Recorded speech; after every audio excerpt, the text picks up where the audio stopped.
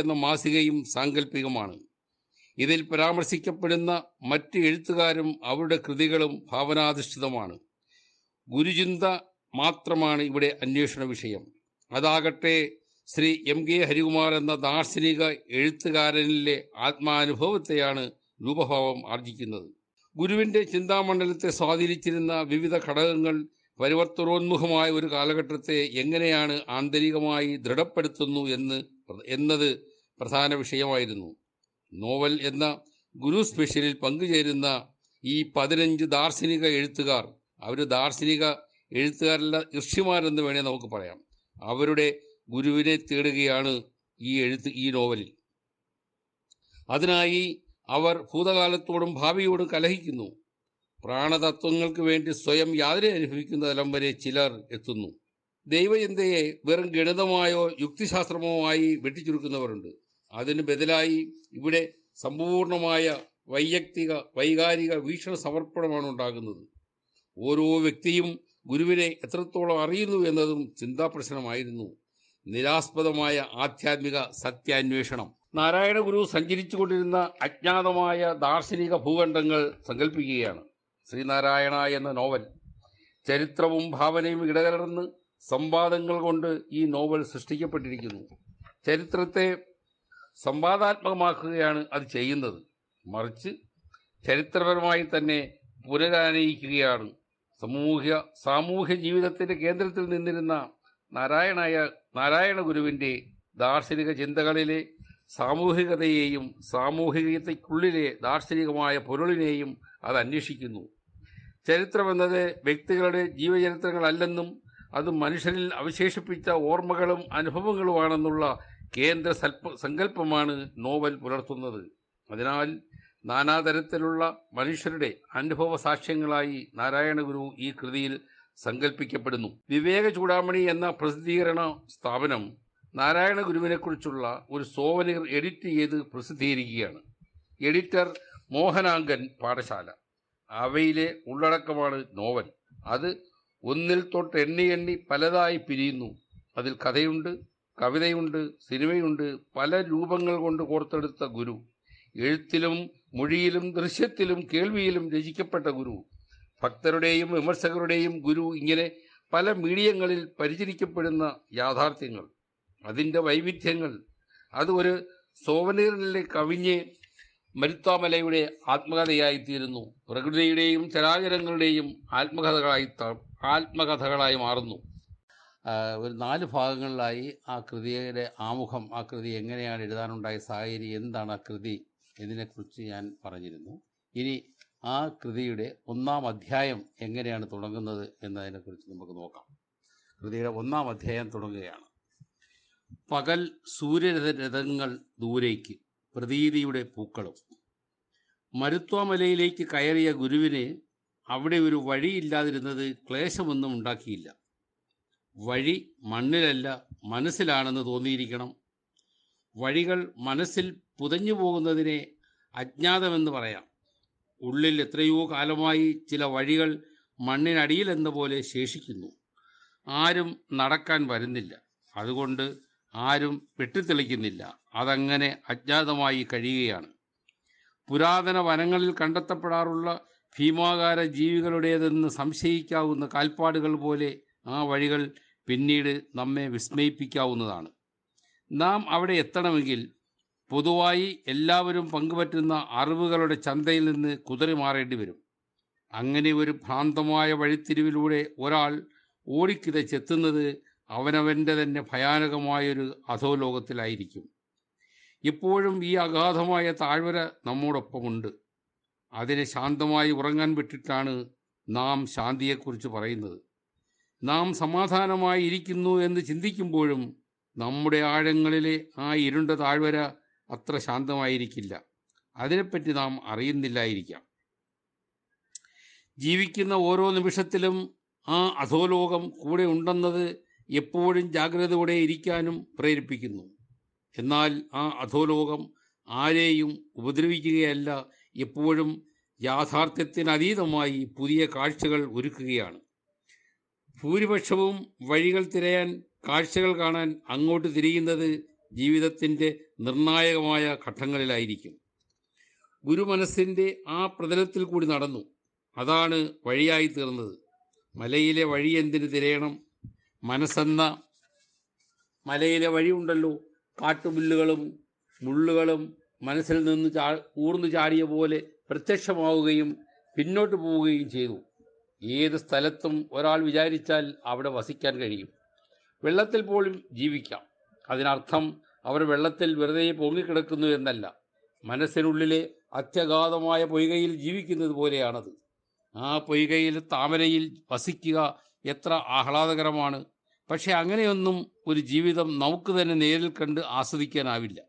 അതിൻ്റെ സൗന്ദര്യം നമ്മോടൊപ്പമുണ്ട്. അതിൽ നിന്ന് മാറി നിന്ന് ഒരു സർപ്പത്തെയോ ചന്ദ്രബിംബത്തെയോ കാണുന്നത് പോലെ അല്ല ആ താമരയിലെ വാസം. നമ്മുടെ ബഹുശതമായ നിമിഷങ്ങളിലെ ഉള്ളിൽ എവിടെയോ ഉണ്ട്. ഒരുപക്ഷെ നാം ഇളം കാറ്റിൽ ഉണർന്ന് വൃക്ഷശിഖരങ്ങളിലേക്ക് നോക്കി നിൽക്കുമ്പോൾ പറന്നു പോകുന്ന കിളിക്കൂട്ടം അത് അനുഭവിക്കുന്നുണ്ടാകാം. നാം താമര ഇതളിനുള്ളിൽ ഇരിക്കുന്നതായി അറിയുന്നില്ല. എന്നാൽ അതൊരു ദിവസം എത്രയോ തവണ സംഭവിക്കുന്നു. കഠിനമായി പരിശ്രമിച്ചാൽ ചിലപ്പോൾ നമ്മുടെ തന്നെ വിചാരങ്ങളുടെ ആഴക്കടൽ പരിവേഷണത്തിലൂടെ നിമിഷങ്ങളുടെ ഉള്ളിലേക്ക് പോയി ആ പവിത്രമായ ഇടം കണ്ടെത്താൻ അയക്കാം. ഒരു വ്യക്തിയെക്കുറിച്ചുള്ള അസംഖ്യം സത്യങ്ങൾ അയാൾക്ക് പോലും അറിയില്ലല്ലോ. അയാൾ തിരിച്ചറിയുന്നത് നേരിൽ കണ്ട് മനസ്സിലാക്കാവുന്ന കാര്യങ്ങൾ മാത്രം. പലതും പിന്തിരിഞ്ഞു നോക്കേണ്ടി വരും. ചെയ്തതിനെപ്പറ്റി വിചിന്തനം ചെയ്യേണ്ടി വരും. ഏതാണ് ശരിയെന്ന് 100 വട്ടം പരിശോധിച്ചാൽ വാസ്തവമെന്ന് നാം കരുതി വച്ചതെല്ലാം നുണയാണെന്ന് കാണാനാകും. ഗുരു തന്നിലെ നിഷ്കളങ്കനായ യുവാവിനെയാണ് അഭിദർശിക്കുന്നത്. ആ യുവാവ് കാടിനേക്കാൾ മുള്ളിനേക്കാൾ കനമുള്ളവനാണ്. അവൻ പോകുന്നിടത്തെല്ലാം വഴിയുണ്ടാവുകയും പിന്തിരിഞ്ഞു നോക്കിയാൽ അത് കാണാതാവുകയും ചെയ്യുമായിരുന്നു. ചോലമരങ്ങൾ കൊണ്ട് രൂപപ്പെട്ട കൂടാരത്തിൽ ആ യുവാവ് കഴിഞ്ഞത് ഏതാണ്ട് ശരിയെന്നതിനെ പോലെയുള്ള തീഷ്ണമായ ചിന്തകളുമായാണ്. ഗുരുവിൻ്റെ മരുത്വാമല വാസവും തത്വജ്ഞാനപരമായ ഇഹലോക ജീവിതവും എങ്ങനെയെല്ലാമാണെന്ന് കാലുഷ്യത്തെ നീക്കി മനസ്സിന് പ്രശാന്തിയും ലോകവീക്ഷണത്തിന് സുതാര്യതയും നൽകിയതെന്ന് വ്യക്തമാക്കുന്ന ഒരു കഥ വായിക്കുകയുണ്ടായി. അത് എഴുതിയത് പിൽക്കാലത്ത് സന്യാസിയായി മാറിയ പീയൂഷാനന്ദയാണ്. അദ്ദേഹം ചെറുപ്പം മുതലേ കഥകൾ എഴുതുമായിരുന്നു. ഒന്നും തന്നെ പ്രസിദ്ധീകരിക്കാൻ കൊടുക്കില്ലായിരുന്നു. എഴുതിയതിന് ശേഷം പരമാവധി പേരെ കാണിക്കും. പിന്നീട് അത് നോട്ട് ബുക്കിൽ വിശ്രമിക്കും. അങ്ങനെ കണ്ടെത്തിയ കഥ സ്വാമിയുടെ സമാധിക്കു ശേഷം ഒരു മാസികയിൽ അച്ചടിച്ചു വന്നത് ഓർക്കുന്നു. ആ കഥയുടെ പേര് മഴകളിൽ ഒരു അത്ഭുത ജീവിതം എന്നാണ്. ഈ കഥയിൽ അറിവ്, നേര്, അദ്വൈതം, മനസ്സ്, പ്രപഞ്ചം, ജീവിതം എന്നീ വിഷയങ്ങളെപ്പറ്റി നൂറ്റാണ്ടുകളായുള്ള സംശയങ്ങൾ ദൂരീകരിക്കപ്പെടുന്നുണ്ട്. മൃഗങ്ങൾ, പക്ഷികൾ, പൂക്കൾ, സസ്യങ്ങൾ എന്നിവയിലെല്ലാം നാം എങ്ങനെ ജീവിക്കുന്നു എന്നതിലേക്ക് ഈ കഥ ജ്ഞാനം പകരുന്നു. ഈ കഥയെപ്പറ്റി വന്നിട്ടുള്ള നിരൂപണങ്ങളും ധാരാളമാണ്. മഴ പെയ്തൊഴുകിയത് ആ മലയുടെ ഉച്ചിയിൽ നിന്നായിരുന്നു. വെള്ളം കറ്റകൾ പോലെ അടുക്കി വയ്ക്കാനാവുന്നതായി തോന്നി. കല്ലുകൾക്ക് മേൽ അത് പല രൂപങ്ങൾ ആവാഹിച്ച് അഭൗമമായ ലീലയായി ഒഴുകിക്കൊണ്ടിരുന്നു. ആ യുവാവാകട്ടെ തൻ്റെ ധ്യാനത്തിൻ്റെ അസംസ്കൃത വിഭവങ്ങൾ തേടുകയായിരുന്നു. ഉള്ളിലെവിടെയോ ആ വെള്ളത്തിൻ്റെ നാഗഫണ ചുരുളുകൾ അലകളായി ഉയർകൊള്ളുന്നത് ആ ബാലന് കാണാനായി. അത് ധ്യാനത്തിൽ അമരുകയായിരുന്നു.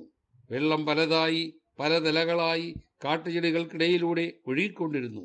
അതിനെ സാർപ്പിക ഭാവമായിരുന്നു. ഒരു സർപ്പത്തിൻ്റെ ശിരസ് അല്പം ഉയർത്തി നീങ്ങുമ്പോൾ അതിൻ്റെ വാലറ്റം പിന്നിൽ എവിടെയോ തിരിഞ്ഞും വളഞ്ഞും പിന്തുടരുന്നുണ്ടാകും. തലയുടെ ലക്ഷ്യവും ജാഗ്രതയും വേറെ, വാലിൻ്റെ പിന്തുടരൽ വേറെ. തല മുതൽ വാൽ വരെയുള്ള സാകല്യതയ്ക്ക് മാറ്റമില്ല. അത് സർപ്പം എന്ന അവസ്ഥയുടെ ഭാഗം തന്നെയാണ്.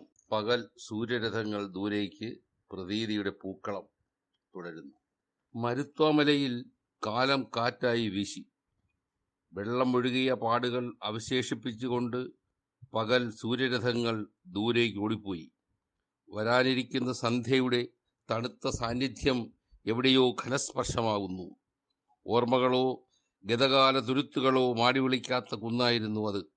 സ്വമേധയാ ഭൂതകാലം അവിടുന്ന് ഇറങ്ങിപ്പോവുകയായിരുന്നു. ഉറ്റവരെയോ ഉടയവരെയോ തേടിപ്പോയതല്ല. ദീർഘകാലമായി ഒരിടത്ത് തന്നെ കഴിയേണ്ടി വരുന്നതിൻ്റെ വ്യർത്ഥതയിൽ ആ കുന്ന് നിയന്ത്രണാതീതമായ അസ്വസ്ഥതയിലുമായിരുന്നു. ആ കുന്നിന് അതിൻ്റെ ഗതകാലം ഒരു ചുമട് പോലെയായി തീർന്നു. അത് വർത്തമാനത്തിനും ഭൂതത്തിനുമിടയിൽ ഒരു നിലപാടില്ലാതെ വ്യസനിക്കുകയായിരുന്നു. ഭാഗികമായി ചില വൈകാരിക സ്പർശങ്ങൾ മാത്രം. ഒരു ആത്മകഥയില്ലാതെ മരുത്വാമല വിഷാദിക്കുന്നു.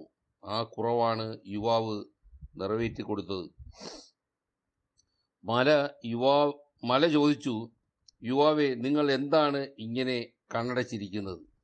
യുവാവ്, നാമും നിന്നെപ്പോലെ ഭൂതകാലത്തെ നഷ്ടപ്പെട്ടവനാണ്.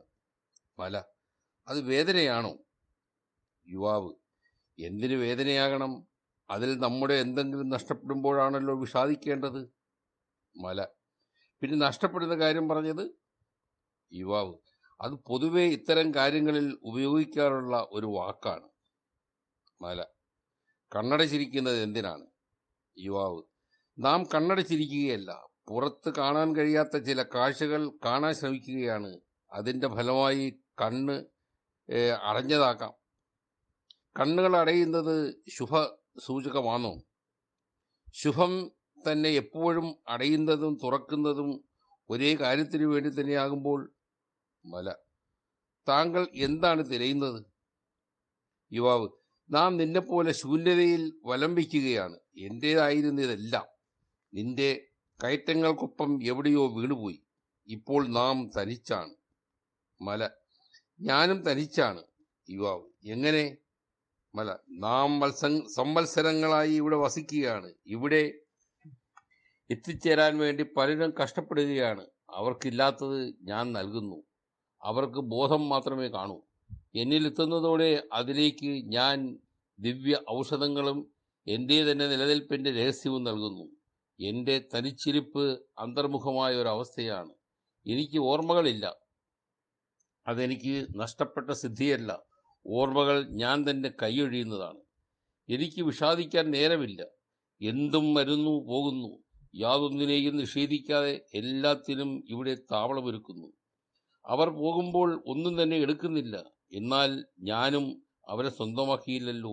എനിക്ക് നഷ്ടബോധമില്ല, ലാഭബോധവുമില്ല. ഞാൻ താവളമൊരുക്കുന്ന പോലെ നിരാകരിക്കുകയും ചെയ്യുകയാണ്. ഒന്നിനെയും തന്നിലേക്ക് എടുപ്പിക്കാതെ തള്ളിക്കളയുകയും ചെയ്യുന്നു. നിസ്സുമായിരിക്കുന്നതിൻ്റെ മറ്റൊരു സമാന്തര പാതയാണിത്. എന്ത് തന്നെ കുഴിച്ചിട്ടാലും അത് പിന്നീട് വന്ന് എടുത്തുകൊണ്ടു പോകാം. എനിക്ക് വേണ്ടതായി യാതൊന്നുമില്ല. ഒരു മലയിൽ അതിന് വേണ്ടതായി ഒന്നുമില്ലാതിരിക്കുകയും അതേസമയം അത് എല്ലാത്തിനെയും തള്ളിക്കളഞ്ഞുകൊണ്ടിരിക്കുകയും ചെയ്യുക, ഇത് തന്നെയാണ് എന്നെ വിട്ടകന്ന ഭൂതകാലത്തിൻ്റെയും പൊരുൾ. ഭൂതകാലത്താൽ അലട്ടൽ ഉണ്ടാകാതിരിക്കുന്നതും ഇതിൻ്റെ വിശിഷ്ടമായ യാഥാർത്ഥ്യമാണ്. എന്തിനാണ് നാം ഗതകാലങ്ങളുടെ കിടപ്പ് മറ്റൊരു രീതിയിലാക്കാൻ ശ്രമിക്കുന്നത്? യുവാവ്, ഗതകാലങ്ങളെ നമുക്ക് മാറ്റിമറിക്കാമോ? മല, അതാണ് സംഭവിച്ചു കൊണ്ടിരിക്കുന്നത്. അല്ലെങ്കിൽ അതിനാണ് ലോകം ഉത്സാഹിച്ചുകൊണ്ടിരിക്കുന്നത്. ഇന്നലകളിൽ എന്തെല്ലാം സംഭവിച്ചുവോ അതിനെയെല്ലാം നാം ഒരു പ്രത്യേക ദ്വാരത്തിലൂടെ നോക്കുകയും നമ്മുടേതാക്കി മാറ്റുകയുമാണ്. ഒരിക്കലും ഭൂതകാലം അതിൻ്റെ കേവലാർത്ഥത്തിൽ നമ്മുടേതല്ല. അതിന് ധാരാളം അവകാശികൾ ഉണ്ടായിരിക്കാമെന്നതുപോലെ തന്നെ അത് ആരുടേതുമല്ല എന്ന ഒരു സംഗതിയുമുണ്ട്. ഭൂതകാലം മറ്റൊരു ഉപഗ്രഹം പോലെ നമ്മോടൊപ്പമുണ്ട്. എന്നാൽ അത് നമ്മുടേതല്ല. അതിനെ നമ്മുടേതാക്കുന്ന പ്രക്രിയയിലാണ് നാം ഏർപ്പെട്ടിരിക്കുന്നത്. ഇന്നലകളെ നാം നമുക്കായി പ്രത്യേകം രൂപകൽപ്പന ചെയ്തെടുക്കുന്നു. അതിനതിന് രൂപമായി സ്വയം മാറുന്നു. ഇല്ലാത്ത ഒരു ഭൂതകാലത്തെയാണ് നാം തേടിപ്പിടിക്കുന്നത്. അങ്ങനെ ഗതകാലങ്ങൾക്കൊപ്പിച്ച് സ്വയം രൂപപ്പെടുത്തുന്നതിൻ്റെ ഭാഗമായി നാം തന്നെ മാറിപ്പോകുന്നു. നിർമ്മിച്ചെടുത്ത ഭൂതകാലത്തിനൊപ്പിച്ച് നിരന്തരം മാറിക്കൊണ്ടിരിക്കുകയാണ്. ഇവിടെ ഒരാൾക്ക് തനിമയോ സ്ഥിരതയോ ഇല്ല. പിന്നെങ്ങനെ അയാൾ സ്വന്തം ഗതകാലമെന്ന് പറഞ്ഞ് അഭിമാനം കൊള്ളും? യുവാവ്, എന്തിനാണ് ഇങ്ങനെ ഗതകാലത്തെ മാറ്റിമറിക്കുന്നത്? മല, അതാണ് മനസ്സിൻ്റെ എക്കാലത്തെയും വലിയ ആവശ്യം. ഇന്ന് ഇവന് ഒരു ധർമ്മസംഘർഷവുമില്ല. കൊന്നും തിന്നും ചവിട്ടിയും ഭേദിച്ചും അവൻ മുന്നേറുകയാണ്. അവന് അപ്പോൾ പരദുഃഖമില്ല, സ്വദുഃഖം മാത്രമേ ഉള്ളൂ. ഇതിന് വിപരീതമായി അവൻ കാലം ചെല്ലുന്തോറും ചുറ്റുമുള്ള വസ്തുക്കളോട് അകലം പാലിച്ചുകൊണ്ട് ഗതകാലത്തിനായി തൻ്റെ ഭൂതതയെ പ്രകാശിപ്പിക്കാൻ തുടങ്ങും. ഗതകാലം ജീവിച്ച അവസരങ്ങളിൽ അവൻ വിമുഖനായിരുന്നു. അവരെ രസിപ്പിക്കാത്തതെല്ലാം ചീത്തയായിരുന്നു. രസിപ്പിച്ചതിൻ്റെ മനസ്സിൽ സൂക്ഷിച്ചുമില്ല. എന്നാൽ എല്ലാം തന്നെ തൊട്ടുനോക്കി വലിച്ചെറിയുകയായിരുന്നു. അതേസമയം കാലത്തിൻ്റെ പിറകിൽ അവനെ ആകർഷിക്കുന്ന പലതുമുണ്ട്. അവൻ വലിച്ചെറിഞ്ഞതെല്ലാം അവന് പുതിയ ദയയുടെ വസ്തുക്കളാണ്. അവന് ചില മൂല്യങ്ങൾ നേടാൻ അവയുടെ ആവശ്യമുണ്ട്. ഓരോ നോട്ടവും ഉത്സുകനാക്കുന്നു. കഴിഞ്ഞുപോയതിനോടെല്ലാം മുമ്പെങ്ങുമില്ലാത്ത ആവേശം തിരയടിച്ചുയരും. അവയാണ് അവൻ്റെ പുതിയ ചങ്ങാതിമാർ. അവൻ്റെ ഏകാന്തതയെ ഇങ്ങനെയൊക്കെയാണ് മറികടക്കുന്നത്. യുവാവ്: ഇത് വർജിക്കേണ്ടതാണോ? മല: നമുക്ക് ആവശ്യമില്ലാത്ത വിധം ദുഷ്ടതയുടെ വളരുന്ന പ്രത്യേക വാസനകൾ നമ്മെ മറ്റൊന്നാക്കി മാറ്റുന്നു. ആ മാറ്റവും ആസ്വദിക്കാം. എന്നാൽ ചിലപ്പോഴത് വൃഥാ വ്യായാമമായിരിക്കും, പിന്നീട് ദുഃഖിക്കാൻ അവസരം തരുന്നതുമായിരിക്കും. അതുകൊണ്ട് ഞാൻ എൻ്റെ ഗതകാലത്തെ അവിടെ തന്നെ വച്ചിരിക്കുകയാണ്. അതിൻ്റെ പിറവിക്കും നിലനിൽപ്പിനും വളർച്ചയ്ക്കും കാരണമായവർക്കെല്ലാം അത് യഥേഷ്ടം കൊണ്ടുപോകാം. അതിനോട് എനിക്ക് രാഗദ്വേഷങ്ങളില്ല.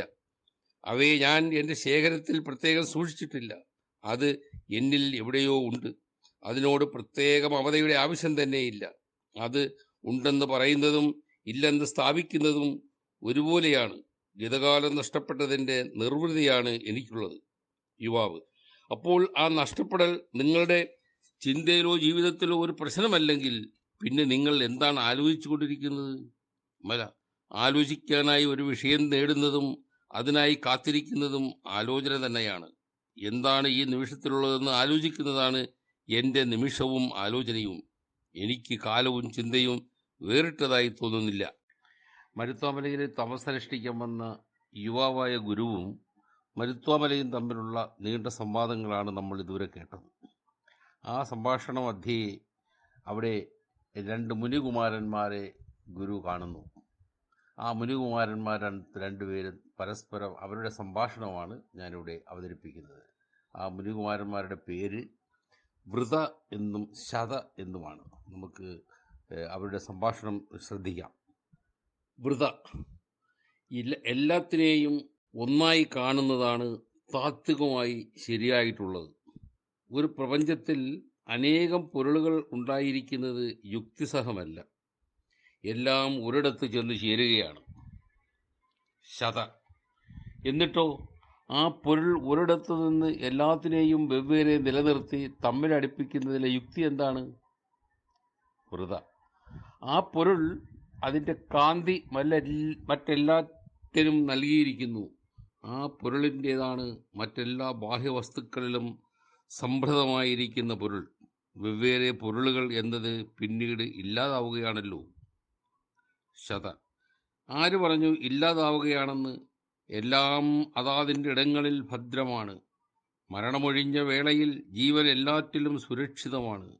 പല ജീവനുകൾ പരസ്പരം സംവദിക്കുന്നു എന്നതുതന്നെ അവ പ്രത്യേക പൊരുളുകളുടെ അസ്തിത്വം എന്ന ലഹരിയിലോ ആണെന്നുള്ളതിൻ്റെ സൂചനയല്ലേ? അവ സ്വന്തം പൊരുൾ എന്ന ഗുണത്തിൽ അധിഷ്ഠിതമാണ്. അവയുടെ ആന്തരികമായ പൊരുൾ അവയുടെ സ്വാഭാവികമായ ഇന്ദ്രിയങ്ങൾക്കപ്പുറത്ത് മറ്റൊന്നിൻ്റെ ഭാഗമായി പരിലസിക്കുന്നു എന്നത് തത്വചിന്താപരമായി ആസ്വദിക്കാവുന്നത് മാത്രമല്ലേ?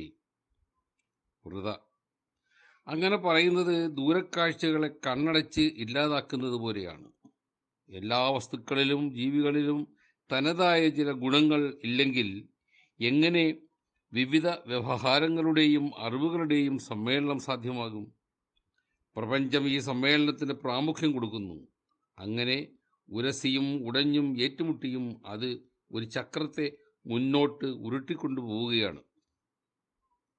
ശത: അതുതന്നെയാണ് ഞാനും പറയാൻ ശ്രമിക്കുന്നത്. ഈ ഉരുട്ടിക്കൊണ്ടുപോകലിൽ ഓരോന്നിനും ഓരോ പങ്കുണ്ട്. ആ പങ്ക് അവയുടെ ഗുണത്തിൽ നിന്ന് ഉത്ഭവിച്ചതാണ്. പക്ഷികളുടെ പറക്കൽ ചിറകുകൾ എന്ന ഗുണത്തിൽ നിന്നാണ്. മത്സ്യങ്ങൾ വെള്ളം എന്ന ഗുണത്തിലാണുള്ളത്. ആകാശത്തിലാണ് പറവകളുള്ളത്. അതിൻ്റെ അർത്ഥം ആകാശവും പറവകളും ഒന്നാണെന്നും അവ രണ്ടും ഒരേ ഒരു പൊരുളിലേക്ക് തിരിച്ചു വച്ചിരിക്കുകയാണെന്നുമല്ല. എല്ലാം അതാതിൻ്റെ ഗുണത്തിൻ്റെ വെല്ലുവിളികളും സമ്പൂർണ്ണ രസനാസ്വാദനവുമാണ് ലക്ഷ്യമാക്കുന്നതെന്നാണ്. ഒരു മയിൽ അതിൻ്റെ ചിറകുകളിലൂടെയും പ്രകൃതിയിലൂടെയും ജൈവപരമായ സമ്പൂർണ്ണതയിലെത്താനാണ് നോക്കുന്നത്. അതൊരിക്കലും പൂർണ്ണമാണെന്ന് പറയാനാവില്ല. വൃത അവിടെ തന്നെ ഒരു ഏകപ്പൊരുളിൻ്റെ സാന്നിധ്യം കണ്ടെത്താനാകും. വിവിധ വസ്തുക്കളിലും ജീവികളിലും സമാനതകളില്ലാത്ത ഗുണവൈവിധ്യമാണുള്ളത്. അവയാകട്ടെ പരസ്പരം കൈമാറാൻ നിവൃത്തിയില്ല. മീനിലുള്ള ഗുണങ്ങൾ ഒരു പക്ഷിക്ക് കൊടുക്കാനാവില്ലല്ലോ.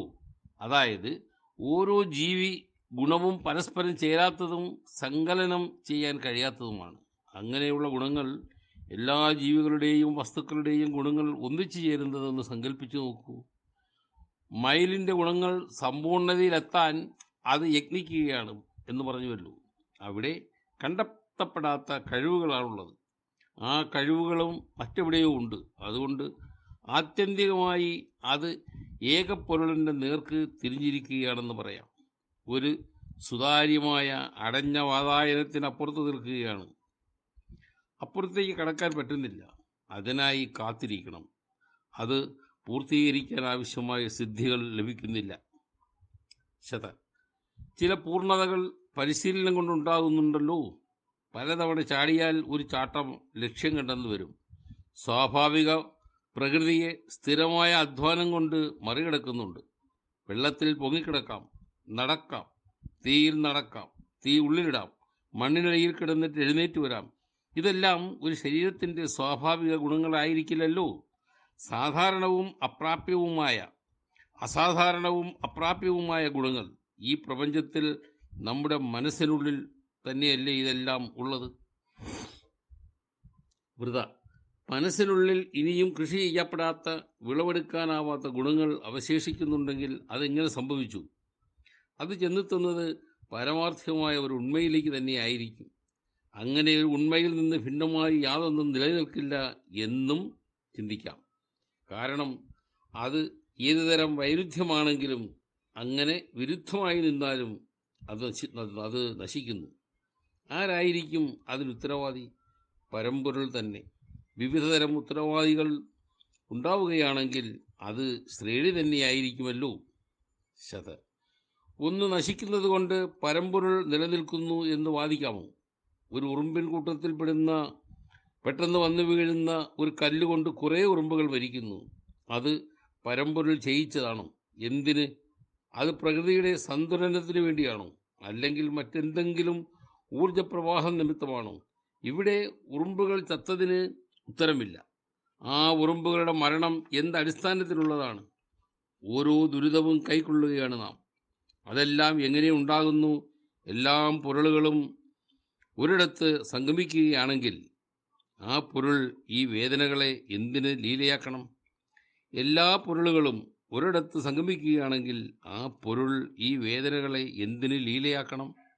ജീവികളുടെ ലീലയിൽ നിന്നുത്ഭൂതമാകുന്ന ഏതോ വസ്തു പരമ്പൊരുളിനെ തന്നെ കൂടുതൽ മൂല്യവത്താക്കുന്നുണ്ടോ?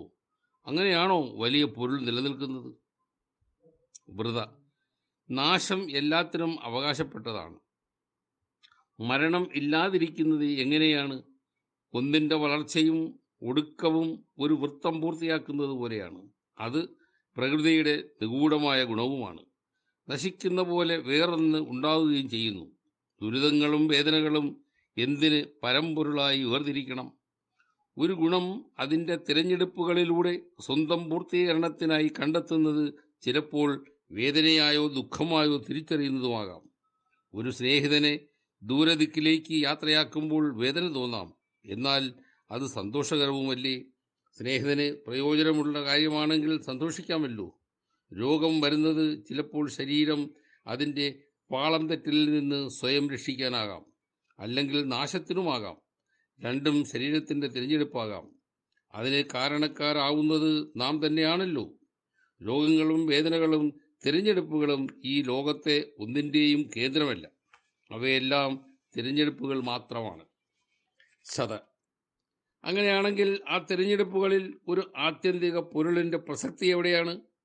കാക്കക്കൂട്ടം നാലുപാടും ചിതറിക്കരഞ്ഞ് പറക്കുന്നത് നൈമിഷികമായ ഒരു പ്രത്യേക പൊരുളിൻ്റെ പ്രതിഫലനമായി കാണാവുന്നതല്ലേ? വൃത നൈമിഷികമായ പ്രത്യേക പൊരുളോ? അത് ഇതുവരെ കേട്ടിട്ടില്ലല്ലോ. അതിൻ്റെ അർത്ഥം നാം എല്ലാം നിമിഷങ്ങളിൽ മാത്രം അസ്തിത്വമുള്ളവരാണെന്നും നമ്മെ ബാധിക്കുന്ന എല്ലാ വികാരങ്ങളും അറിവുകളും നിമിഷങ്ങളിൽ മാത്രം നിലനിൽക്കുന്നതുമാണെന്നല്ലേ? അത് പുരാതനവും ഏകലോക തത്വപ്രധാനവുമായ എല്ലാ ആശയങ്ങൾക്കും എതിരായിട്ടുള്ളതാണ്. അങ്ങ് ഏകാത്മക തത്വത്തിനകത്ത് വൈരുദ്ധ്യാത്മകതയും നൈമിഷികതയുമാണ് സൃഷ്ടിക്കാൻ ഒരുമ്പെടുന്നത്. ശത ഒരു നിമിഷത്തിലെ തിരിച്ചറിവ് അല്ലെങ്കിൽ ബോധം ഒരു ജീവിതകാലം അത്രയും പ്രഭാവം ചെലുത്തുകയാണെങ്കിൽ കാലം തോറും പ്രത്യക്ഷപ്പെടുന്ന വൈരുദ്ധ്യങ്ങളെ എങ്ങനെ വിലയിരുത്തും? നൈമിഷികമായ പൊരുളുകൾ സംഭവിക്കുന്നുണ്ട്. അത് നേരത്തെ നിശ്ചയിക്കപ്പെട്ടതാണെന്ന് എന്തിനു പറയണം? അങ്ങനെ പറഞ്ഞാൽ അത് അബദ്ധമാവുകയുള്ളൂ. കാരണം ചിലപ്പോൾ ഒരു സന്ദർഭമോ വിചാര പരിസരമോ മുമ്പെങ്ങും ഉണ്ടായിട്ടില്ലാത്തതായിരിക്കും. അത് നീണ്ടു നിൽക്കണമെന്നില്ല. പെട്ടെന്ന് തന്നെ മനസ്സിൻ്റെ ഭൂമിക്കടിയിലേക്ക് താഴ്ന്നുപോയി വിസ്മൃതമാവുകയും ചെയ്യും. അതിൻ്റെ പേരിൽ നാം എന്ത് തീരുമാനമെടുക്കുന്നു എന്നത് ആ നിമിഷത്തെ മാത്രം ആശ്രയിച്ചിരിക്കുന്നു. അതിനു മുമ്പോ ശേഷമോ അതിന് മൂല്യവുമില്ല. ആ നിമിഷത്തിലെ തീരുമാനം പാളിപ്പോകുന്നതിന് മറ്റാരും ഉത്തരവാദിയായിരിക്കുന്നുമില്ല. വൃത അവിടെയാണ് കാതലായ മറ്റൊരു പ്രശ്നം ഉയരുന്നത്. ആ നിമിഷത്തിലെ ചിന്ത സാകല്യമായ പരമമായ ഒരു അവസ്ഥയുടെ ഭാഗമല്ലെന്ന് പറഞ്ഞാൽ കർമ്മങ്ങൾക്ക് ഒരു തുടർച്ചയും ക്രമവും യുക്തിയും ഉണ്ടായിരിക്കുകയില്ല. മനസ്സിൽ അവിചാരിതമായി കടന്നുവരുന്ന ഏത് വിചാരകരണവും ഒരു മൂല്യസ്ഥാനവുമായി ബന്ധമുള്ളതാണ്. അത് നിമിഷത്തിലല്ല സ്ഥിതി ചെയ്യുന്നത്. അതിന് പിറകുപോട്ട് ധാരാളം വേരുകളുണ്ട്. അത് ഒരാളുടെ ആജീവനാന്ത കർമ്മബന്ധത്തിൻ്റെ തുടർച്ച മാത്രമാണ്. അത് ആജീവനാന്ത കർമ്മത്തിൻ്റെ തുടർച്ചയാവുകയാണെങ്കിൽ മനസ്സ് എന്തുകൊണ്ട് സ്വന്തം പിടിയിൽ നിന്ന് വഴുതുന്നു എന്ന് വിശദീകരിക്കേണ്ടി വരും. മനസ്സിന് ഒരു നിശ്ചിത സ്വഭാവമില്ലാത്തത് കൊണ്ടാണ് നൈമിഷികത പ്രാധാന്യമാകുന്നത്. എല്ലാ വേദാന്ത ദർശനവും അത് ഭാരതീയമാകട്ടെ പാശ്ചാത്യമാകട്ടെ അതിൻ്റെ എല്ലാ തെളിമയോടെയും ഗരിമയോടെയും സ്വച്ഛതയോടെയും ലാളിത്യത്തോടെയും ഇവിടെ രണ്ട് മുനികുമാരന്മാരുടെ സംഭാഷണത്തിലൂടെ ഇവിടെ അവതരിപ്പിക്കുകയാണ്. അതിൻ്റെ ഭാഷ ആത്മാവിൻ്റെ അമൃതരസം നമ്മുടെ മുഖത്ത് തെളിയിക്കും. തീർച്ചയായും ആ ദർശനം ലോകത്തിലെ ഏറ്റവും വലിയ ദർശനം അത് ശ്രീനാരായണ ഗുരു എന്ന യുവാവായ മുനി എങ്ങനെയാണ് മരുത്വാവലയിൽ അനുഭവിച്ചറിഞ്ഞത് എന്നാണ് ഈ നോവലിലൂടെ, ഈ ദാർശനിക നോവലിലൂടെ നോവലിസ്റ്റ് അവതരിപ്പിക്കാൻ ശ്രമിക്കുന്നത്. പുതിയൊരു ഭാഷയാണ്, പുതിയൊരു ക്രാഫ്റ്റാണ്. അദ്വൈത ദർശനത്തെ ഒരു നോവലിലൂടെ എങ്ങനെയാണ് അവതരിപ്പിക്കാൻ സാധിക്കുക എന്ന് നമുക്ക് കാണിച്ചു തരികയാണ്. തീർച്ചയായിട്ടും ഇതെല്ലാവരും വായിക്കേണ്ടുന്നതാണ്. അതിൻ്റെ ശത ആൻഡ് വൃത ഇവരുടെ സംഭാഷണത്തിൻ്റെ തുടർച്ചയാണ് ഇന്നിവിടെ അവതരിപ്പിക്കുന്നത്. ഇന്നലെ വൃത ചോദിച്ച ചില ചോദ്യങ്ങളാണ്. തെറ്റുകൾ വേണ്ട, ശരികൾ വേണ്ട, തെറ്റുകൾ മാത്രം മതി എന്ന് പറയേണ്ടി വരും. തെറ്റുകളിൽ പൊരുൾ ഉണ്ടെന്നാണ് താങ്കൾ പറയുന്നത് എന്ന വൃതയുടെ ചോദ്യത്തിന് മറുപടി എന്ന രീതിയിൽ ശത എന്ന മുനികുമാരൻ പറയുന്ന മറുപടിയിലൂടെയാണ് ഇന്നത്തെ ഈ ഭാഗം ഇവിടെ ആരംഭിക്കുന്നത്. ശത തെറ്റുകൾ എവിടെ നിന്ന് വരുന്നു? അതും ഈ പ്രപഞ്ചത്തിലെ അസംഖ്യം ഊർജഘടനകളുടെ ഭാഗമാണ്. അതിനും പൊരുളുണ്ട്. അത് മിഥ്യ എന്ന നിലയിൽ മാത്രമല്ല നിലനിൽക്കുന്നത്. ഒരു നിമിഷം കഴിഞ്ഞ് മിഥ്യയായാൽ പോലും അത് പുറപ്പെട്ടു വരുന്നത് വളരെ ഗഹനമായി കാണേണ്ടതാണ്. തെറ്റുകൾ ഏത് ശരികൾ ഏത് എന്നത് മിക്കപ്പോഴും ആപേക്ഷികമാണ്. ഓരോ വിധത്തിലുള്ള പക്ഷമാണത്. അതിന്മേൽ അന്തിമ തീർപ്പ് എപ്പോഴാണ് ഉണ്ടാകുന്നത്? പുറമേ കാണുന്ന ശരികൾ യഥാർത്ഥ ശരികളാണോ? അതെല്ലാം പല രീതിയിലുള്ള വ്യാഖ്യാനങ്ങൾക്ക് വിധേയമാണ്. ജീവിതത്തിലെ പല നിർണായക സന്ധികളിലും ശരി തെറ്റുകളെപ്പറ്റി അന്തിമമായ തീർപ്പുണ്ടാക്കാൻ നമുക്കാവുന്നില്ല. പിന്നെങ്ങനെ ആത്യന്തികമായ ശരികളെപ്പറ്റി പറയാനാവും?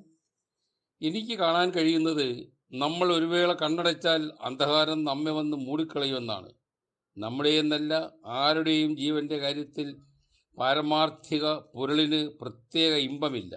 ഇത് വെറും യാദൃച്ഛികതകളുടെ കളിയില്ലേ? ജീവൻ്റെ ഭദ്രതയ്ക്ക് ആരും തന്നെ തുണയില്ലെന്നോ? അല്ലെങ്കിൽ ജീവനുകൾ വൻതോതിൽ നശീകരിക്കപ്പെടുന്നത് ജീവൻ്റെ തന്നെ കെണിയോ? 1000 പേർ ഒന്നിച്ച് കശാപ്പ് ചെയ്യപ്പെടുന്നത് അവരുടെ തെറ്റോ? ആരാണ് അവരെ ഒന്നിച്ച് നശിപ്പിക്കുന്നത്? യാദൃച്ഛികത ഒരു പൊരുളാണോ? അതുകൊണ്ട് ജീവികൾ അവയുടെ അതിജീവനത്തിനായി സ്വയം ഒരു പൊരുളായി മാറേണ്ടതുണ്ട്. വൃത. ജീവികൾക്ക് ഒരു പൊരുളായി മാറാൻ കഴിയുമെങ്കിൽ അത് പ്രാപഞ്ചികമായ സാരത്തിൽ നിന്ന് ഭിന്നമായി നിൽക്കാൻ പര്യാപ്തമല്ല. എല്ലാറ്റിൻ്റെയും താളം ഒരു മഹാചലനവുമായി ബന്ധിക്കപ്പെട്ടിരിക്കുകയാണ്. ആ ചലനത്തിലേക്കുള്ള തന്ത്രികൾ മാത്രമാണ് വസ്തുക്കൾ. അവയിൽ നിന്ന് വേറിട്ട ഒന്നും തന്നെ ഉണ്ടാവാൻ തരമില്ല. ആ ഒരു അന്തിമ ചലനം അഥവാ സംഘാത്മകമായ സാരം മാത്രമേ ഉള്ളൂ. ഇതാണ് അദ്വൈതം. ഭിന്നതകളെല്ലാം രൂപാധിഷ്ഠിതമാണ്. തോന്നലുകളും ആശയങ്ങളും ഭിന്നതയെ പ്രതീകവൽക്കരിക്കുന്നുണ്ടാകാം. പക്ഷേ ആ ഭിന്നതകൾ എങ്ങും എത്തുന്നില്ല. അത് നമ്മുടെ താത്കാലികമായ ഭ്രമം മാത്രമാണ്. അത് തുടങ്ങിയതുപോലെ അസ്തമിക്കുക തന്നെ ചെയ്യും. അതിനെ സൂക്ഷ്മതയിൽ നോക്കി ബൃഹത്തായി പരിഗണിക്കുന്നത് നമ്മെ അതിന് വിട്ട ഭൗതിക ഭ്രമത്തിലേക്ക് തന്നെ തള്ളിവിടും. മാത്രമല്ല, അത് അനേകം ആകുലതകൾ ഉണ്ടാക്കുകയും ചെയ്യും. ഓരോ നിമിഷത്തിലുമുള്ള തോന്നലുകളെ പൊരുളായി തെറ്റിദ്ധരിച്ച് പിന്തുടർന്നാൽ നാം ഒരു ഘോര വനത്തിൽ വഴിയറിയാതെ അലയുന്ന പ്രതീതിയാണ് ഉണ്ടാവുക. എവിടെയും എത്താനാകില്ല. ഓരോന്നിൻ്റെയും ചുഴിയിൽ അമർന്നു പോകും. നമുക്കൊരു ലക്ഷ്യമുണ്ടാവുകയില്ല. ശത. അദ്വൈതം എന്നത് വളരെ രഹസ്യാത്മകമായ അപാരമായ ഒരു ഉണ്മയുടെ സവിശേഷത എന്നാണല്ലോ താങ്കൾ പറയുന്നത്. അതായത്, അങ്ങനെയുള്ള ഒരു ഔന്നത്യം എല്ലാ വസ്തുവിൻ്റെയും തലയ്ക്ക് മുകളിലുണ്ട്. അതിൽ നിന്ന് വേറിട്ടതായി യാതൊന്നുമില്ലെന്ന്. മനസ്സിലും പ്രപഞ്ചത്തിലുമുള്ളതിന് തമ്മിൽ വ്യത്യാസമില്ല. എല്ലാം ഒന്നാണ്. എന്നാൽ ഇതിന് കുറെ കൂടി വ്യതിരിക്തമായ ഒരു വീക്ഷണം നൽകാനാണ് ഞാൻ ഓരോ വസ്തുവിൻ്റെയും വിധിയായ സ്വയം ഒരു പൊരുൾ എന്ന സിദ്ധാന്തം അവതരിപ്പിക്കുന്നത്. ഏത് പരിത്യക്തമായ അവസ്ഥയിലും വസ്തുവിന് ഒരു അസ്തിത്വമുണ്ട്, പൊരുളുണ്ട്.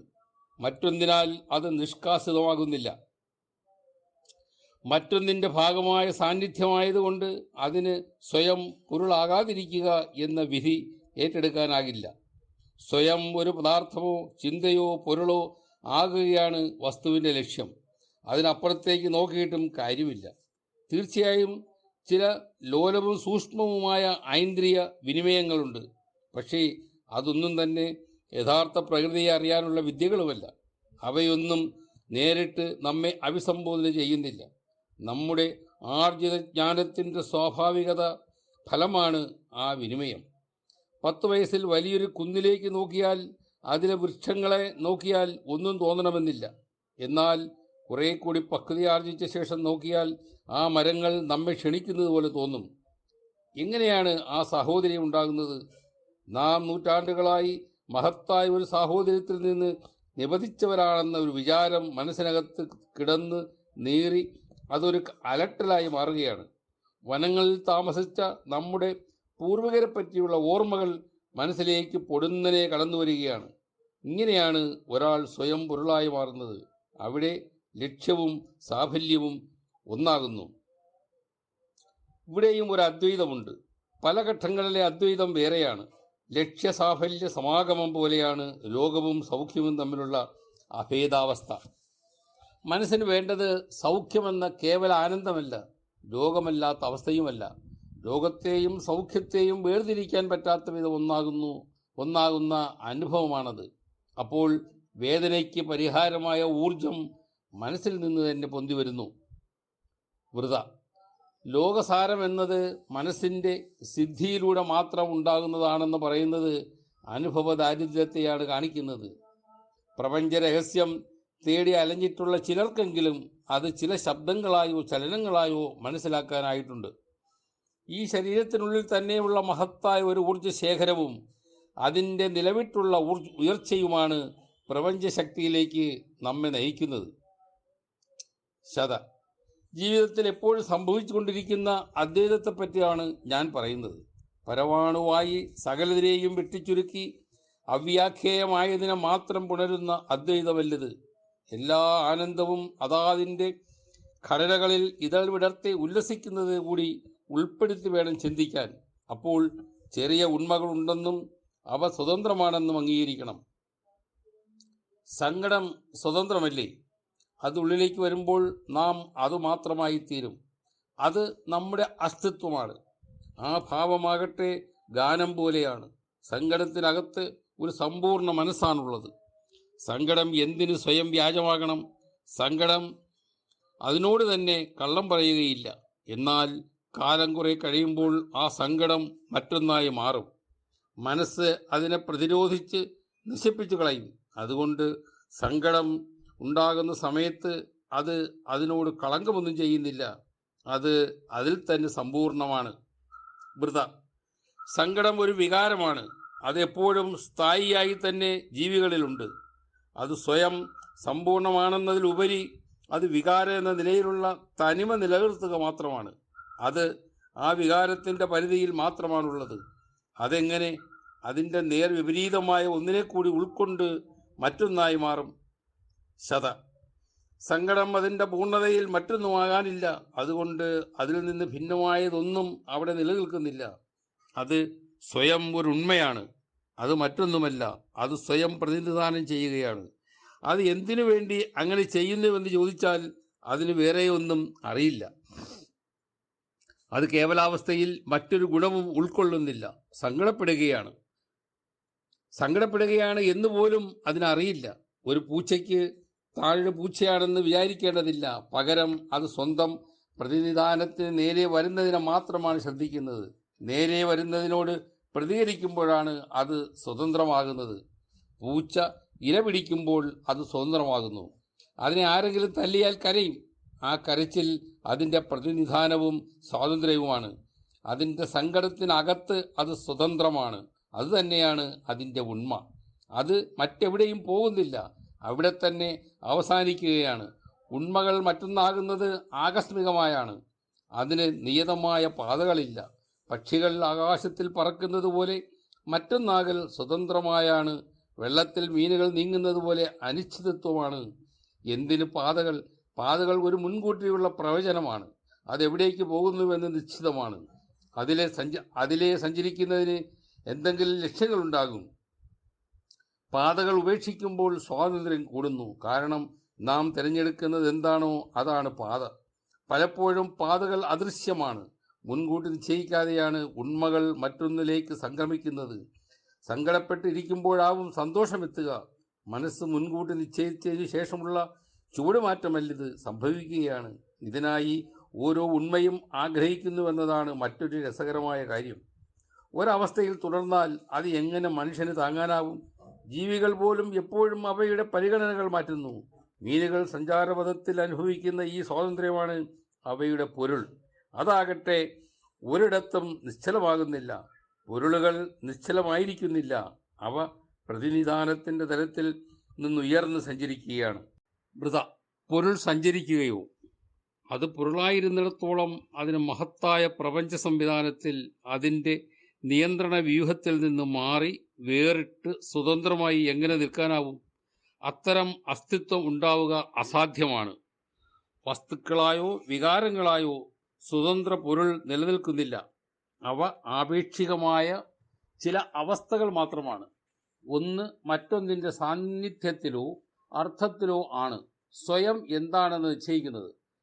ഒരു ഇണയുടെ സാമീപ്യത്തിലാണ് താൻ അതിന് യോജിച്ച വ്യക്തിയാണെന്ന് മറ്റൊന്ന് അറിയുന്നത്. ശത. പരമമായ പൊരുളിൻ്റെ ആകെയുള്ള ആവർത്തനത്തിനകത്ത് മറ്റെല്ലാം സ്വന്തം തിരഞ്ഞെടുപ്പുകൾക്കും പോലെ അശക്തമാണെന്ന് വാദിക്കുന്നതിൽ കഴമ്പില്ല. ബുദ്ധിയും മനസ്സും വസ്തുക്കളും ഇഴപിരിച്ച് പരിശോധിക്കുകയാണെങ്കിൽ ഒന്നും തന്നെ ശേഷിക്കുന്നില്ല എന്ന് പറയുന്നത് ജീവിത നിഷേധമാണ്. പിന്നെ എന്തിന് ജീവിക്കണം? പൊരുളുകളുടെ സഞ്ചാരത്തിലൂടെയും അനേകം പൊരുളുകളിലേക്ക് പരസ്പരം സംക്രമിക്കുന്നതിലൂടെയുമാണ് ഒരാളുടെ അസ്തിത്വത്തിന് സജീവതയും അർത്ഥവും ലഭിക്കുന്നത്. കൂടുതൽ തെളിഞ്ഞ ബോധത്തിനും ചിന്തയ്ക്കുമായി നാം ശ്രമിക്കുകയാണല്ലോ. നിശ്ചലാവസ്ഥയെപ്പറ്റി നാം അപരമെന്ന് വിശേഷിപ്പിക്കാവുന്ന അവസ്ഥയ്ക്ക് വേണ്ടി കുതറുന്നു. ദുഃഖകരവും സന്തോഷകരവും ജ്ഞാനപരവുമായ അറിവുകൾ നമ്മെ പ്രലോഭിപ്പിക്കുന്നു. വിഷാദം നാം മനസ്സിനകത്ത് കുഴിച്ചിട്ടിരിക്കുന്നു. ഭയം എന്തിന് നാം ഉപേക്ഷിക്കണം? അതുകൊണ്ട് എല്ലാ വികാരങ്ങളും അവസരങ്ങൾക്കൊപ്പിച്ച് തലയുയർത്തിക്കൊണ്ടിരിക്കും. ഈ വികാരങ്ങൾ സർപ്പങ്ങളെപ്പോലെ തലയുയർത്തുകയാണ്. ഓരോ നിമിഷത്തിലും നാം പൊരുളുകളാവുകയും അവയുടെ സഞ്ചാരത്തിലൂടെ മറ്റ് പൊരുളുകളാവുകയും ഈ പ്രക്രിയ അനന്തമായി തുടരുകയുമാണ് ചെയ്യുന്നത്. വൃത, അതായത് നമുക്ക് ഒരിക്കലും ഒരു പൊരുളിൻ്റെ മാത്രം പ്രധാനമായി ആകില്ല. എപ്പോഴും മാറിക്കൊണ്ടിരിക്കുന്ന ഒരു അസ്തിത്വത്തിൽ പൊരുളുകൾക്ക് എങ്ങനെ നിലയുറപ്പിക്കാനാകും? ഒരാൾ രാവിലെ മുതൽ മാനസികമായി പല പ്രക്രിയകളിൽ ഏർപ്പെടുന്നു. ആശയപരമായും ഓർമ്മകളായും അയാൾ വിഭജിക്കപ്പെടുന്നു. ഇങ്ങനെയേ അയാൾക്ക് ജീവിക്കാൻ കഴിയൂ. അയാൾ ഒരു വ്യക്തിയോ ഏകചേതനയോ അല്ലെന്നാണ് ഇതിനർത്ഥം. അയാൾ നിമിഷത്തിലാണ് ജീവിക്കുന്നത്. അതാകട്ടെ അയാൾ ഒരിക്കലും ചിന്തിച്ചിട്ടില്ലാത്ത വഴികളിലൂടെ അലഞ്ഞുകൊണ്ടാണ് പൂർത്തിയാക്കുന്നത്. ഇതിനെ പ്രാപഞ്ചികമായ തത്വമായി കാണുക വിഷമമാണ്. ശത, അനന്തവും നിർഗുണവുമായ സാരത്തെ വലം വെച്ച് അല്ലെങ്കിൽ അതിലേക്ക് ലയിക്കുന്നതിനായി ഒരു ജീവി, മനുഷ്യൻ, വസ്തു കാലയളവ് അത്രയും യജ്ഞിക്കുകയാണെങ്കിൽ അതിനുള്ളിലൂടെ വന്നു പോകുന്ന നിരവധി അറിവുകൾ പരസ്പര ബന്ധമില്ലാത്തതും എന്നാൽ മുൻധാരണയില്ലാതെ കൂട്ടുമുട്ടുന്നതുമായ പൊരുളുകളുമായി മനുഷ്യനുണ്ടാകുന്ന സംയോജനങ്ങൾ, എന്തെല്ലാം വിനിമയങ്ങൾ സാധ്യമാകുന്നു. യഥാർത്ഥത്തിൽ ഈ ജീവിതത്തിൻ്റെ യാഥാർത്ഥ്യം വ്യാജമായിരിക്കാം, എന്നാൽ അത് അസംഖ്യം സാധ്യതകളെപ്പറ്റി പഠിപ്പിക്കുന്നു. അല്ലെങ്കിൽ നാം സാധ്യതകളിലൂടെയാണ് യാഥാർത്ഥ്യത്തെപ്പറ്റിയുള്ള ഒരു ഏകദേശ ധാരണ സൃഷ്ടിച്ചെടുക്കുന്നത്. പുലി മനുഷ്യനെ കൊല്ലുന്നതും മനുഷ്യൻ പുലിയെ കൊല്ലുന്നതുമെല്ലാം എത്രയോ വട്ടം നാം സങ്കല്പിക്കുന്നു. ചിലപ്പോൾ അവയിൽ ചിലത് യാഥാർത്ഥ്യം എന്ന നിലയിൽ കാണപ്പെടുന്നു. അങ്ങനെയുള്ള യാഥാർത്ഥ്യങ്ങൾക്ക് സമാന്തരമായി നാം പലതും സങ്കല്പിക്കുന്നുണ്ട്. അതും നമുക്ക് ജീവിതമാണ്.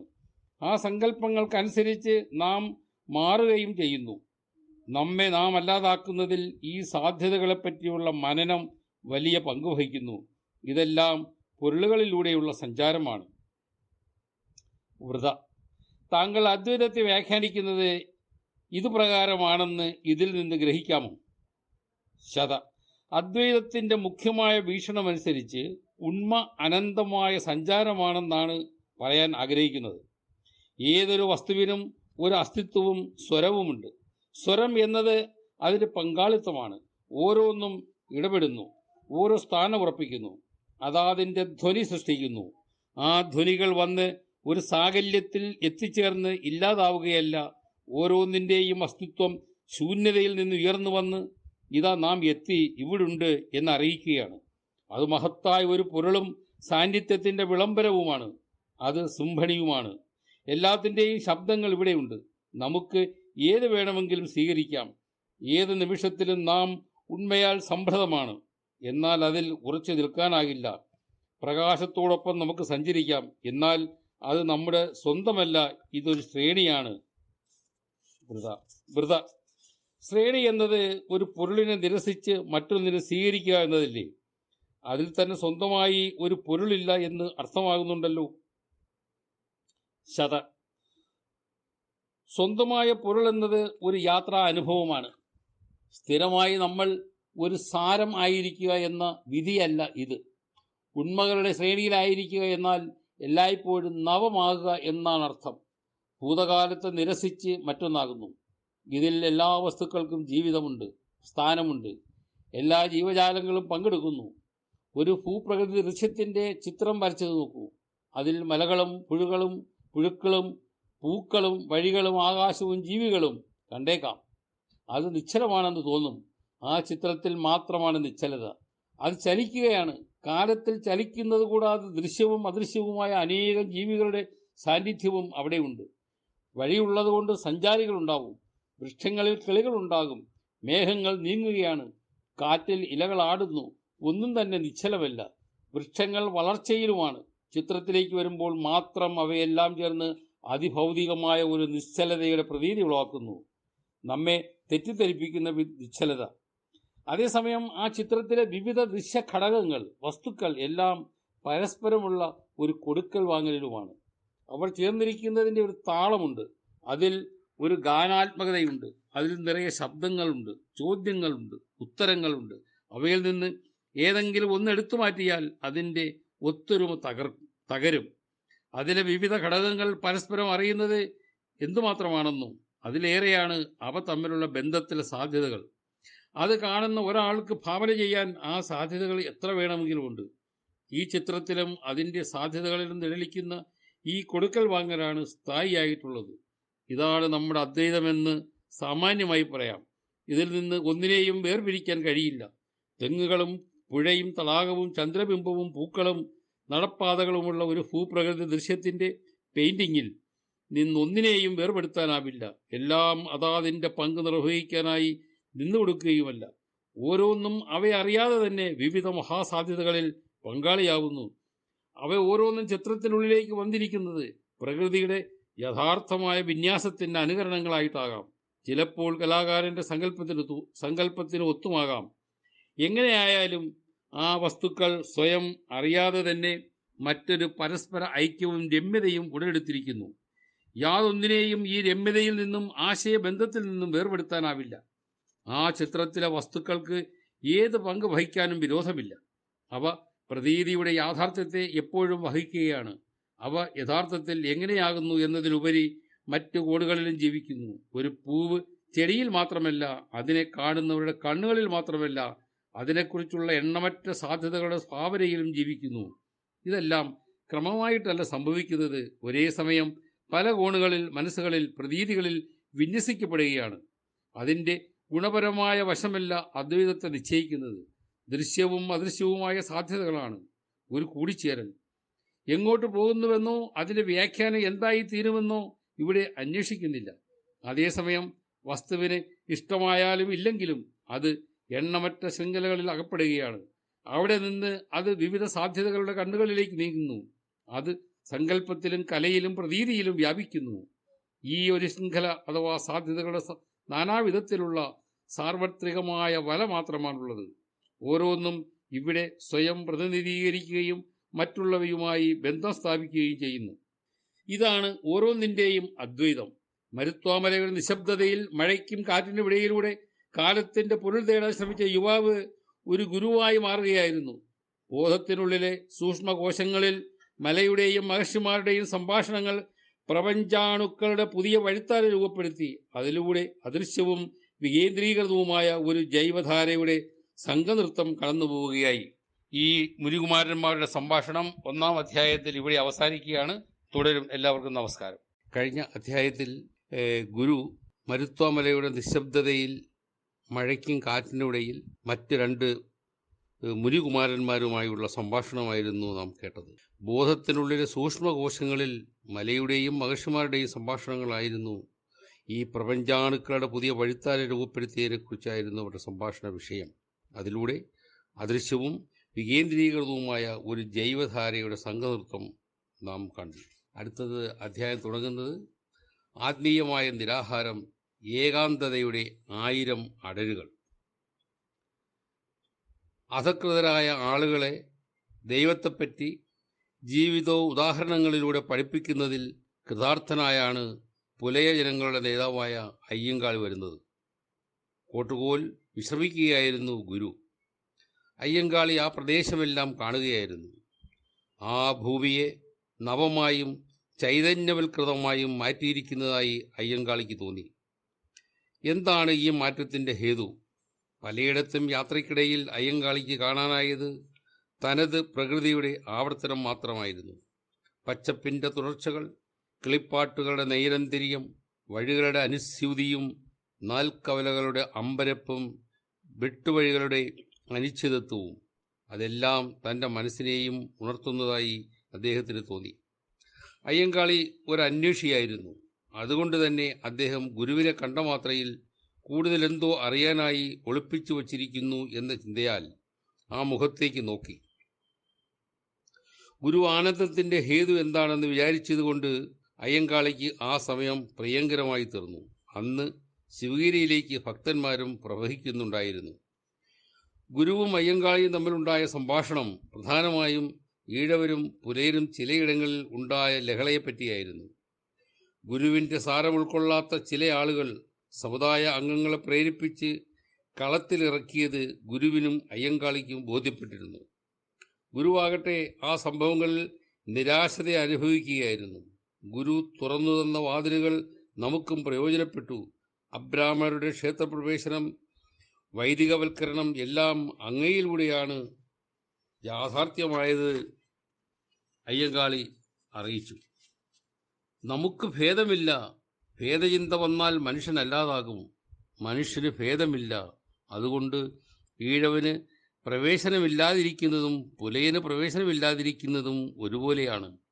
ഏറ്റവും താഴ്ന്ന സമുദായങ്ങളിലേക്ക് ചെല്ലും തോറും അവനവൻ്റെ ഭാരം കൂടുകയാണ്. മുഖ്യധാരയിലെ ക്ഷേത്രങ്ങളിൽ വലിയവർക്ക് മാത്രമേ അംഗീകാരമുള്ളൂ. ബാക്കിയുള്ളവർ മനുഷ്യരായി തുല്യമായി പരിഗണിക്കപ്പെടുന്നില്ല. തുല്യത എന്ന ആശയം ബുദ്ധിയുടെ കാര്യത്തിൽ സാധ്യമല്ലെങ്കിലും ശരീരത്തിൻ്റെ കാര്യത്തിൽ ഉണ്ടാകണം, ഗുരു പറഞ്ഞു. അങ്ങ് പുലയ കുട്ടികൾക്ക് മറ്റെല്ലാവരോടും ഒപ്പം ഭക്ഷണം വിളമ്പാൻ ഏർപ്പാടാക്കി. അവർക്ക് അങ്ങ് ദൈവചിന്ത പകർന്നു. അവരെ പാചകശാലയിൽ കടത്തിവിടുകയും അവരുണ്ടാക്കിയ ഭക്ഷണം അങ്ങ് കഴിക്കുകയും മറ്റുള്ളവർക്ക് കൊടുപ്പിക്കുകയും ചെയ്തു. നമ്മുടെ മനസ്സിന് ഒരു സമാധാനവുമില്ലായിരുന്നു. ചെല്ലുന്നിടത്തൊക്കെ പുലയ കുട്ടികളെ പ്രാകൃതമായി കണ്ടതുകൊണ്ട് അവർക്ക് നല്ല വസ്ത്രമോ കുളിയോ ശീലമില്ലായിരുന്നു. അവർക്ക് ചൂടുള്ള ഭക്ഷണം വിളമ്പിക്കൊടുക്കുന്നത് നമുക്ക് കാണണമെന്നുണ്ടായിരുന്നു. അവരുടെ വേലയ്ക്ക് മാന്യതയുണ്ട്. അവരെ വിദ്യ പഠിപ്പിച്ചാൽ തെളിഞ്ഞു വരും. അവരിൽ ചിലർക്ക് നന്നായി പാചകം ചെയ്യാൻ അറിയാം. അടുപ്പ് കരയാതെ അവർ വേവിച്ചെടുക്കും. കിഴങ്ങ് വേവുമ്പോൾ അടുപ്പിൻ്റെ ഗന്ധവും ആ കൂടെ പോരും. പുലയ കുട്ടികളെന്ന വിവേചനത്തോടെ അല്ല നാം അവരെ അടുക്കളയിലേക്കും പാഠശാലയിലേക്കും പറഞ്ഞയച്ചത്. അവരോട് മറ്റുള്ളവർ കാണിക്കുന്ന അകൽച്ച സഹിക്കാൻ പറ്റാത്തത് കൊണ്ടാണ്. എന്നാൽ അവരെന്നെ അമ്പരപ്പിച്ചു. അവർ ഉണ്ടാക്കിത്തന്ന ഭക്ഷണം ശിവഗിരിയിലും ആലുവയിലും ഞാൻ ഭക്ഷിച്ചു. എനിക്ക് അത് നന്നേ ഭേദമായി തോന്നി. ഭക്ഷണം കഴിക്കുമ്പോൾ തൃപ്തി ഉണ്ടാകണം. ഉണ്ടായില്ലെങ്കിൽ ഭക്ഷണം നമ്മെ നിരാകരിച്ചു എന്നാണ് അതിനർത്ഥം. അതുണ്ടാകരുത്. ഓരോ തരി ഭക്ഷണവും എത്രയോ അധ്വാനത്തിൻ്റെ ചരിത്രം പേറുന്നു, ഗുരു അറിയിച്ചു. ഗുരു നമ്മുടെ കുട്ടികൾക്ക് ആരാധനയ്ക്ക് പോകാൻ ഇടമില്ലാതെ കാടുകളിലും മലഞ്ചെരുവുകളിലും ചുറ്റിത്തിരികുകയായിരുന്നു. അവർക്ക് ആരാധന മുറകൾ പറഞ്ഞു കൊടുക്കണമെന്നുണ്ട്, അയ്യങ്കാളി ഗുരുവിനോട് പറഞ്ഞു. ഗുരു: അതിനാണ് നാം ക്ഷേത്രങ്ങൾ ഉണ്ടാക്കിയിട്ടുള്ളത്. ചിലയിടത്ത് പാഠശാലകളും ഒപ്പം പ്രവർത്തിക്കുന്നുണ്ട്. അത് മനപരിവർത്തനത്തിനും നവീകരണത്തിനുമാണ്. ക്ഷേത്രാരാധന വേണ്ടത് മായാബന്ധനത്തിൽ നിന്നും മുക്തി നേടുന്നതിനാണ്. നമ്മുടെ മനസ്സിന് ചപല വികാരങ്ങളുടെ പിടിയിൽ നിന്ന് രക്ഷപ്പെടാൻ ഒരു ഉപായം വേണം. സംസ്കരിക്കപ്പെടുകയാണ് നല്ല മാർഗം. ആരാധിക്കുന്നത് കൂടുതൽ വിശുദ്ധിക്ക് വേണ്ടിയാണ്. നാം മന്ത്രങ്ങളും ആരാധനയും നിരന്തരമായി ചെയ്യുന്നതോടെ നമ്മെ സ്ഥിരമായി പിന്തുടരുന്ന ഭയങ്ങളും അധമചിന്തകളും വിട്ടൊഴിയുന്നതാണ്. മനസ്സിൻ്റെ ഒരു വഴിമാറ്റമാണ് ഭക്തി. അതിന് സാധാരണ ജീവിതത്തിൽ അവസരങ്ങളില്ല. ഒട്ടും പ്രതീക്ഷിച്ചിരിക്കാത്ത ചില സംഭവങ്ങളുണ്ടായാൽ ചിലർ അതോടെ മറ്റൊരു വഴിക്ക് തിരിയും. അവരെ അത് ഉലച്ചിട്ടുണ്ടാകും. അവർ മനോനിലയിൽ മാറ്റം വരുന്നതോടെ പുതിയ മനുഷ്യരാകും. ദുരന്തങ്ങൾ ചിലപ്പോൾ അങ്ങനെയും പ്രവർത്തിക്കും. ആരാധനയിലേക്ക് തിരിയുന്നതോടെ നമുക്ക് ഒരു മുൻഗണനാക്രമം കിട്ടും. അത് മൂല്യങ്ങളെ അടുക്കി വെപ്പിക്കാൻ ശ്രമിക്കും, ഗുരു ഉപദേശിച്ചു. ഒരു മനുഷ്യന് ക്ഷേത്രത്തിൽ പോകാതെയും ഇത് സാധ്യമാകുമോ? അയ്യങ്കാളി ചോദിച്ചു. സാധ്യമാണ്. അതിന് അവൻ വിവേകം എന്താണെന്നറിയണം. മനുഷ്യനെന്ന ജീവിയുടെ ശരീരം, അതിനുള്ളിലെ ക്രിയകൾ എങ്ങനെ നടക്കുന്നു എന്ന് ഗ്രഹിക്കണം. ഈ ശരീരം സസ്യാഹാരപ്രിയമാണ്. അവിടെ മറ്റൊന്നിനെ കൊന്നു തിന്നുന്നത് മനുഷ്യ സ്വഭാവത്തെയും പരിഗണനകളെയും തകിടം മറിക്കും. നമ്മിലുള്ള വിരൂപമായ സ്വഭാവത്തെ അറിയാൻ പ്രയാസമാണത്. എന്നാൽ അത് ഒരാൾക്ക് കൃത്യമായി പിന്തുടരാനും തിരിച്ചറിയാനും കഴിയുന്നുണ്ടെങ്കിൽ അതാണ് വിവേകത്തിലേക്കുള്ള ചവിട്ടുപടി. മനസ്സിനെ നാം ഏറ്റെടുക്കുന്നു. അതിൻ്റെ അലകളിൽ ആസക്തിയോടെ മുങ്ങിപ്പോകുന്നു. അതേസമയം അതിനെ അറിയാതെ പിന്തുടരുകയും വേണം. അപ്പോഴാണ് വിവേകം ഉദിക്കുന്നത്. ക്ഷേത്രത്തിൽ പോകാതെ തന്നെ ഇതെല്ലാം ആർജിക്കാം. അതിന് മനസ്സിൽ പുഷ്പങ്ങളുണ്ടാകണം, നല്ല ഗന്ധമുള്ള പൂക്കൾ. മനസ്സിൽ നിന്ന് പറിച്ചെടുത്ത് ഏറ്റവും പവിത്രമായ, അഹിംസാത്മകമായ, ഉന്നതമായ ഒന്നിന് സമർപ്പിച്ചുകൊണ്ടിരിക്കുക. ദുർബലവും ക്ഷീണിപ്പിക്കുന്നതുമായ കെട്ടുപാടുകളിൽ നിന്ന് മോചിപ്പിക്കാൻ ഇതിന് കഴിയും, ഗുരു വിശദമാക്കി. അയ്യങ്കാളി യാത്ര പറഞ്ഞപ്പോൾ ഗുരു കുറച്ച് സമയം കൂടി അടുത്തിരിക്കാൻ പറഞ്ഞു. അന്ന് ഗുരു തൻ്റെ സഹായിയായ വേലായുധനോട് ഒരു കടലാസ് എടുത്തുകൊണ്ട് വരാൻ പറഞ്ഞു. അത് അക്കാലത്ത് ലഹളകൾ കുത്തിപ്പൊക്കി ചിലർ സമുദായ പ്രമാണിമാരാകാൻ ശ്രമിക്കുന്നതിനെപ്പറ്റി ഒരു പുലയ ഭക്തൻ ഗുരുവിന് എഴുതി അയച്ച കത്തായിരുന്നു. ആ കത്തിൽ ഇങ്ങനെ പ്രതിപാദിക്കുന്നത്: പരമകാരുണികനായ ഗുരുവേ, അവിടത്തേക്ക് ഇക്കാര്യങ്ങൾ പറയാൻ വിഷമമുണ്ട്. ചില മേൽജാതിക്കാർ ഞങ്ങളുടെ വീടുകൾക്ക് മുന്നിൽ ഇന്നും വഴക്കും അട്ടഹാസവുമാണ്. വീടുകളിൽ നിന്ന് കള്ള് വാറ്റി കുടിച്ച ശേഷം നാട്ടുനടപ്പിൻ്റെ പേര് പറഞ്ഞ് പലരും ആക്രമിക്കുകയാണ്. ഗുരു ഇതിൽ വേണ്ടതായ ഉപദേശം കൊടുത്ത് ഞങ്ങളെ രക്ഷിക്കണം. അയ്യങ്കാളി അത് സശ്രദ്ധം കേട്ടിരുന്നതല്ലാതെ ഒന്നും പറഞ്ഞില്ല. അപ്പോൾ ഗുരു ഇത്രയും കൂടി പറഞ്ഞു: ഇത് നമുക്കിടയിൽ ഇനി ഉണ്ടാകാതെ നോക്കാം. നാം അതിനാവശ്യമായ ബോധനം നൽകുന്നതാണ്. തലശ്ശേരി സ്വദേശിയും ഭക്തനുമായ കണാരൻ കുടുംബം ഉപേക്ഷിച്ച് സന്യാസിയായത് ഗുരുവിൻ്റെ സ്വാധീനത്തിലാണ്. ഗുരുവിനെ വളരെ ദൂരെ നിന്ന് കാണുക മാത്രമേ കണാരൻ ചെയ്തിട്ടുള്ളൂ. കണാരനെ പോലെ വേറെയും അനുയായികൾ ഉണ്ടായി. അത് അങ്ങനെയുള്ള കാലമായിരുന്നു. നല്ലതെന്ന് തോന്നുന്ന ഒന്നിൻ്റെ പിന്നാലെ പോകുന്നത് ആത്മഹർഷമായിരുന്നു. അതിൽ നിന്ന് ഒന്നും വേണ്ടിയിട്ടല്ല, എന്തെങ്കിലും പ്രതീക്ഷിച്ചുകൊണ്ട് ഇറങ്ങിത്തിരിക്കുന്നവർ അന്ന് കുറവായിരുന്നു. പ്രതീക്ഷിക്കാതിരിക്കുന്നത് ധർമ്മമായിരുന്നു. എങ്ങനെയാണ് ഒരാൾ മറ്റുള്ളവർക്ക് വേണ്ടി ത്യജിക്കുന്നതെന്നതിന് ഗുരു ബുദ്ധൻ്റെ മാർഗം ഓർമ്മിപ്പിച്ചിട്ടുണ്ട്. കൊട്ടാരമുണ്ടായിട്ട് അത് ഉപേക്ഷിച്ച് പോരുകയായിരുന്നു ബുദ്ധൻ. ഒരു ദിവസം ബുദ്ധൻ തൻ്റെ സ്വന്തം കൊട്ടാരത്തിന് മുമ്പിൽ ഭിക്ഷാടകനായി ചെന്നു കയറി. അദ്ദേഹത്തിൻ്റെ പിതാവ് ഇത് കണ്ട് അതിശയിച്ചു. തൻ്റെ സമ്പന്നനായ മകൻ എന്തെങ്കിലും തരണേ എന്ന് പറഞ്ഞ് ഇതാ വന്നിരിക്കുന്നു. അവന് താൻ എന്തെങ്കിലും കൊടുക്കേണ്ടതുണ്ടോ? രാജാവ് ചോദിച്ചു. മകനെ, നിനക്ക് ഇവിടെ ഉള്ളതെല്ലാം എടുക്കാം. ഞാൻ പ്രത്യേകിച്ച് എന്തെങ്കിലും തരേണ്ടതുണ്ടോ? ഉടനെ ബുദ്ധൻ പറഞ്ഞു: പിതാവേ, എനിക്ക് ഭിക്ഷ തരിക. ഞാൻ അങ്ങയുടെ മകനാണെന്നതല്ല ഇവിടെ പ്രശ്നം, ഞാൻ ഭിക്ഷാന്തേഹിയാണെന്നതാണ്. അങ്ങ് ഇങ്ങോട്ട് ഇറങ്ങി വന്ന് നോക്കൂ. ഞാൻ ഭിക്ഷുവാണെന്നതുപോലെ എൻ്റെ പിന്നിലുള്ള 100 കണക്കിന് പേരായ ഇവരും ഭിക്ഷുക്കളാണ്. ഇവർക്കും അങ്ങ് ഭിക്ഷ കൊടുക്കണം, എനിക്ക് തരുന്നത് പോലെ.